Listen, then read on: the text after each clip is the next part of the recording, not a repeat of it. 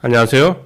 경제창위 이재한입니다. 한 주간 행복한 투자 하셨습니까? 시장이 참 만만치 않습니다. 골피 시장은 어느 정도 정체된 모습을 보이는, 어떻게 보면 약간의 기간 조정 양상을 좀 보이는데, 문제는 코스닥이 상당히 급락을 하면서 투심을 많이 상당히 피곤하게 만들고 있습니다. 이 주도주와 비주도주 간의 간격이 상당히 벌어지는 장세인데, 이런 장세는 제가 계속해서 강조드렸던 두 가지가 있습니다. 이 금리 동결 시기에는 주도주는 바뀌지 않는다. 그리고 중소형주보다는 대형주가 수익률이 더 좋다. 이 두 가지를 지금은 여전히 꼭 기억을 하시는 게 좋을 것 같습니다. 지난주 이제 정치 흐름을 보면 반도체가 하이닉스 계열이 잠시 좀 쉬어가는 모습을 좀 보였고, 여기에 저 PBR 관련 종목 조금 반등이 나오긴 했지만 여전히 한 차례 차익 매물을 소화하는 과정에 좀 있습니다.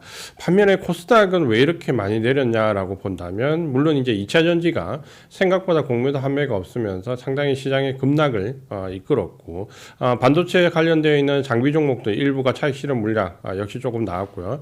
특히 미국의 아마케를 지나면서 ADC 관련된 약물 등 테마성으로 좀 올랐던 종목들이 역시 조정을 좀 겪었습니다.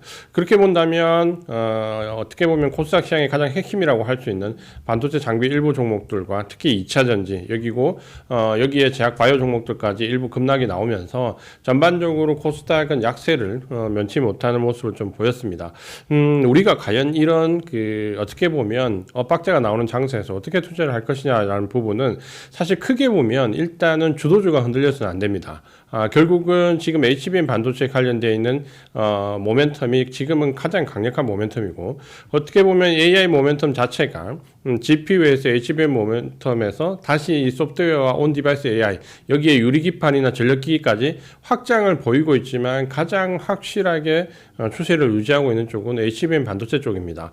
최근에 이제 엔비디아가 각종 경쟁 제품들이 등장을 하고, 인텔에서도 가우디 3 제품이 내년 초에 출시될 것이다 라는 얘기가 나오면서 약간 주가가 기간 조정의 양상을 보이는데, 반대로 마이크론 테크놀로지는 주가가 상당히 강합니다. 이 HBM 반도체가 D램 반도체 사이클론과 같이 맞물리면서 지금은 실적이 가장 확실하다라는 평가를 받고 있기 때문에 삼성전자, 하이닉스를 비롯해서 HBM, D램과 관련되어 있는 반도체 종목들이 여전히 주도주를 형성할 가능성이 높다라고 보여지고, 이 모멘텀은 최근에 전력기기라든지 유리기판이라든지 확장 모멘텀을 조금 가져오고 있는데, 우리가 이 HBM 반도체 관련된 종목들과 전력기기는 메가사이클로 봐야 됩니다. 이거는 단순하게 한 번에 모멘텀을 끝나는 종목이 아니라 전반적으로 주도 섹터를 적어도 내년 이후까지 크게 가져갈 수 있다는 점에서 당연히 포트의 중심으로 놔야 되고요. 반면에 이제 자동차가 조금 정체된 모습을 좀 보였고, 소폭이 이제 차익 매물이 수혜되기는 했지만 역시 주도 섹터 탈락하는 건 아닙니다. 다만 제약 바이오와 자동차의 비중 조절을 좀 할 필요가 있는 구간은 맞습니다. 하지만 주도 섹터 탈락이라기보다는 일부 비중 조절을 한 상태로 지켜보시는 게 좀 좋을 것 같고요. 반면에 새롭게 이제 부각되는 것은 말씀드렸던 전력기기 외에 일부 경기 민감주들, 소비주들 바닥권에서 좀 상승하는 모습, 특히 공매도 한매가 많이 유입되는 종목들 위주로 좀 볼 필요가 있고요. 2차 전지는 지금 논란이 굉장히 큰데, 제가 계속해서 일단은 바닥인지 아닌지 여부를 조금 더 확인하고 대응하자라는 말씀을 드리는데 상당히 어려운 구간을 좀 지나고 있습니다. 왜냐하면 지금 현재 경기 민감주들이 공매도 한매가 집중적으로 들어올 때 기대했던 2차 전지에서의 공매도 한매는 생각보다 많지가 않습니다. 그러니까 바닥론에 대비해서 공매도 한매가 많지 않다라는 부분은 여전히 바닥을 확인하는 과정에 있고, 공격적으로 대응하기는 상당히 어렵다라는 부분을 주지를 해야 된다. 다만 지금 낙폭이 너무 컸기 때문에 기술적으로 반등이 나올 수 있는 구간은 맞겠지만, 그게 추세적으로 이어질 수 있는지 여부는 조금 더 확인이 필요하다, 이렇게 보시는 게 좋을 것 같습니다.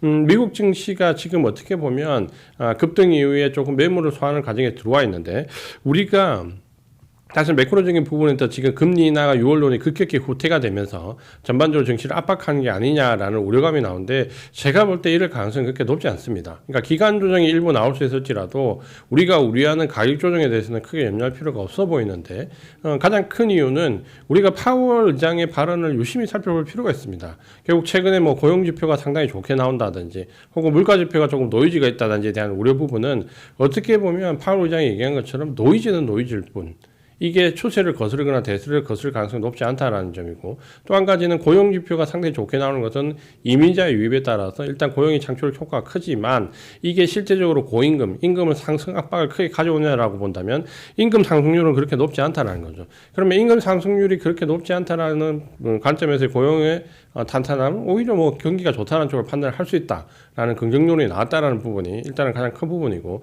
또 한 가지는 최근에 이 금리나 후퇴론을 두고 경기가 좋아진다는 쪽과 금리나 후퇴론 두 개의 양 사이에서 주가가 등락이 왔다 갔다 하는 게 결국은 이 박스권을 유지하는 거거든요. 근데 지금 크게 보면 결국은 경기 연착륙을 넘어서서 노랜딩에 가까운 쪽이 저는 승리할 거라고 좀 보여집니다. 최근에 이제 미국의 경기 선행지수도 보시는 것처럼 바닥에서 지금 바닥을 짚고 상승하는 모습에 ISM 제조 지표까지 지난번에 보신 것처럼 돌아섰는데, 이걸 본다면 제가 강조드리고 싶은 이유는 오늘 왜 시향을 뒤쪽에 얘기하냐라고 말씀을 드리면, 항상 시향을 말씀드리고 섹터를 주도 섹터를 말씀을 드렸는데 오늘은 반대로 말씀을 드립니다. 가장 큰 이유가 지금 시향을 너무 불안하게 보시는 분들 혹은 전문가분들이 상당히 많습니다. 과연 지금 시향을 불안하게 보고 여기서 과연 크게 꺾여서 대세하라고 갈 거냐라는 우려감을 좀 떨쳐버리셔야 됩니다. 결국은 지금 증시가 수급적으로 보나 경기와 맞물려서 보나 경기가 좋아지는 노랜딩에 가깝고 여기에 따라서 수급이 굉장히 급격히 개선되고 있는데, 다만 우리 개인 투자자분들이 좋아하는 섹터나 종목들이 여기에 부합하지 못하는 거죠. 결국은 주도 섹터와 비주도 섹터 간에 간격이 벌어지는 것이지 시장 전체가 꺾이는 구간은 아닙니다. 그거는 펀더멘털적으로 봤을 때 절대 그렇지 않다는 부분을 강조를 꼭 드리고 싶고, 그렇다면 지금 현재 뭐 AI 모멘텀과 관해서 일부 차익 매물이 나오고 엔비디아의 경쟁품이 등장하면서 모멘텀이 좀 약화되는 거 아닌가라는 부분은 제가 볼 때 오히려 D램, HBM 반도체 모멘텀은 여기서 더 확장될 가능성이 상당히 커 보이고, 뭐 대만의 지진이라든지 혹은 D램 가격의 급격한 증가 확대라든지 이런 부분들을 좀 보신다면은 지금 너무 그렇게 아주 세세한 부분에 우려할 필요는 없다. 이 부분은 결론적으로 말씀을 좀 드리고 싶습니다. 지금 반도체를 중심으로 해서 전력기기를 메가사이클로 좀 보시고 여기에 따라서 자동차나 제약이 일부 조정을 받더라도 주도에서 탈락되는 것은 아니다라는 관점, 그리고 경기 민감주 일부라든지 혹은 지금 일부 그 순환매 양상을 보이는 뭐 조선주라든지 혹은 전력기기에서 파생되는 전선이라든지 이런 뭔가 메가사이클에서 파생되어 나눈 쪽에서의 종목에 대한 단기적인 트레이딩 관점 여전히 유효하다, 이렇게 좀 보시면 될 것 같습니다. 다만 외국인 수급이 따라오지 못하는 종목, 지금 이 구간에서조차도 공매도 한매가 들어오지 않는 섹터 종목들은 조금 유의할 필요가 있다. 이거는 꼭 기억을 하셨으면 좋겠고요. 이런 현상은 제가 늘 강조드리지만 이번만에 아주 독특한 현상이 아니라 이전에도 금리 동결 시기에도 주도주와 비주도주, 대형주와 소형주 간의 간격이 벌어졌다는 것은 사실 어떻게 보면 지금 전형적인 모습을 띠고 있기 때문에 새삼스러울 것은 없다라고 보여집니다. 다만 조금 아쉬운 부분은 지금 현재 시장을 평가하는 전문가나 애널리스트들이 시각이 좀 부정적이지 않나라는 부분과 함께 메가사이클에 대해서 조금 더 눈높이를 낮추는 게 아닌가라는 부분, 그리고 어쩔 수 없이 애널리스트들은 상단을 제한할 수밖에 없다라는 입장을 좀 본다면 저는 이 조정이 오히려 더 좀 큰 관점에서 본다면 추가 매수의 기회가 충분히 될 것 같고, 지금 올라가는 종목을 따라잡지 못하면 낙폭이 큰 종목을 매수하는 것은 더더욱 위험합니다. 그러니까 이 부분을 꼭 생각을 하셔서 가는 말에 올라타야 되고 주도주는 바뀌지 않는다. 이 부분을 꼭 기억을 하시면서 이번 주도 반도체를 중심으로 해서 전력기기와 일부 경기 민감주 쪽에 관심을 가지시면서 자동차와 제약 이런 종목들 섹터들의 중간 조정의 바닥이 확인된지 여부를 좀 체크를 하시면서 대응을 하시면 좋을 것 같습니다. 이번 주 투자 전략은 이렇게 좀 말씀을 드리고요. 한 가지 안내 말씀을 좀 드리겠습니다. 우리가 지금 이제 유튜브 경기의 창을 시작한 이후로 라이브 방송을 좀 시작을 했고요.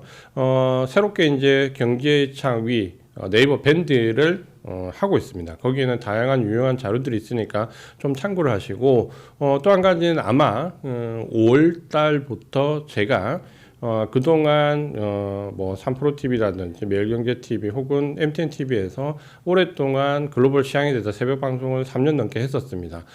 이번 달을 기점으로 대부분 방송을 중단을 했고, 대신에 5월부터 경기창 위에서 라이브 방송을 오전에 아침에 진행을 하려고 합니다. 많은 관심을 부탁드리겠습니다. 글로벌 증시와 국내 증시를 한 번에 다 요약해서 아침에 이거 하나만 들으시면 전략을 충분히 세울 수 있는 방송이 되도록 준비를 열심히 해서 말씀을 드리겠습니다.